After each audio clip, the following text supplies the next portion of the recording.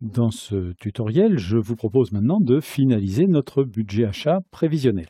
Alors, de quoi s'agit-il? Eh bien, nous allons raisonner maintenant sur quelque chose d'un peu plus réaliste, à savoir que les montants vont être des montants annuels.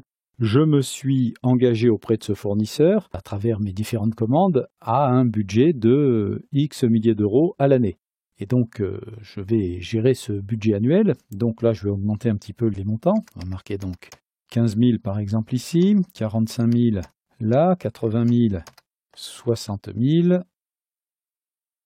et 35 000. Bien. Et je vais rajouter une information complémentaire qui est le nombre de règlements. Et je vais donc calculer ce nombre de règlements. Comment est-ce que je vais calculer mon nombre de règlements dans l'année, comment je vais répartir donc ces montants dans l'année? Eh bien, je vais répartir ces montants en faisant le calcul suivant, égal arrondi point supérieur. Donc arrondi supérieur, c'est pour arrondir un nombre en s'éloignant de 0. Arrondi supérieur de quoi? Eh bien de 13 moins le mois de départ. 13 moins le mois de départ, ça me donne très exactement quoi? Eh bien ça me donne le nombre de mois qui reste pour payer ces 15 000 euros. Je ferme la parenthèse et je divise ça par la périodicité. Le nombre de mois qui reste divisé par ma périodicité va me permettre de déterminer combien je dois payer à chaque fois. Ensuite, je mets un point-virgule pour indiquer le deuxième paramètre que nécessite la fonction arrondie au nombre supérieur.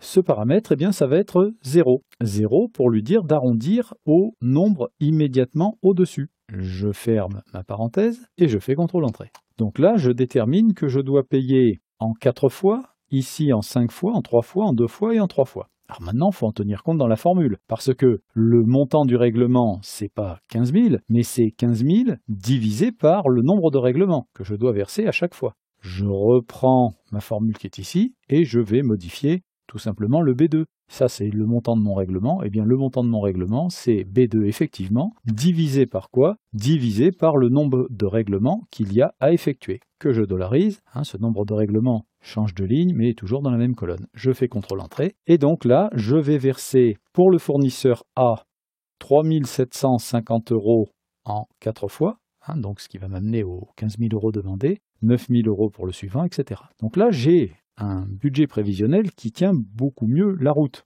Je peux m'engager auprès de mon fournisseur sur un budget annuel. Je peux négocier avec lui la périodicité de règlement de ce budget annuel et je peux indiquer à partir de quel moment est-ce que je souhaite commencer à payer. Ces informations-là vont me permettre de lisser éventuellement mes dépenses donc sur toute l'année ou de les regrouper à un moment donné où je sais qu'habituellement, tous les ans, j'ai de la trésorerie disponible.